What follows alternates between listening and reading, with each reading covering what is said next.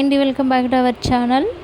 కాయగూరలతో ఈజీగా టేస్టీగా సాంబార్ని ఇంట్లో తయారు చేసుకునే పద్ధతి ఏ విధంగా ఉంటుంది వీడియోలో చూసేయండి, స్కిప్ చేయకుండా. నచ్చితే లైక్, షేర్ అండ్ సబ్స్క్రైబ్ చేయండి.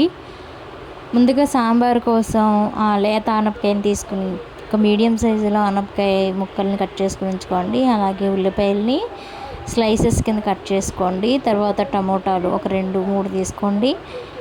అలాగే కొంచెం కరివేపాకు, కొత్తిమీర, ములక్కాడలు కూడా కట్ చేసుకుని ఉంచుకోండి.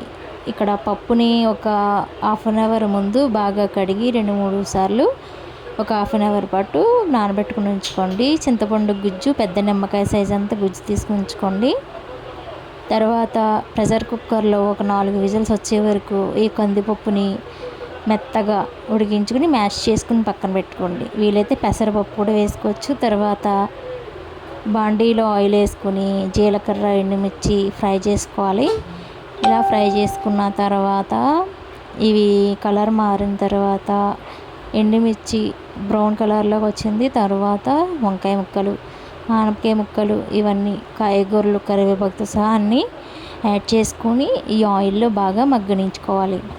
సాంబార్లో మెయిన్ ఇంగ్రీడియంట్ ఆవాలు వేయడం మర్చిపోయాను. ఆవాలు వీడియో స్కిప్ అయిపోయింది.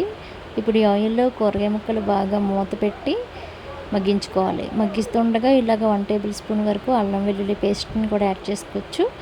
అల్లం లేకపోతే వెల్లుల్లిపాయలు కూడా కచ్చపచ్చ దంచుకొని ఈ కాయగూరలో వేసి బాగా మగ్గించుకోవాలి. పచ్చివాసన పోవాలి, లేదంటే సాంబార్ అల్లం స్మెల్ వచ్చేస్తుంది. తర్వాత కళ్ళుప్పు కూడా యాడ్ చేసుకుని దీన్ని బాగా కలుపుకొని నేను ప్లేట్ పెట్టుకొని ఈ కాయగూర ముక్కల్ని బాగా మగ్గించుకుంటున్నాను.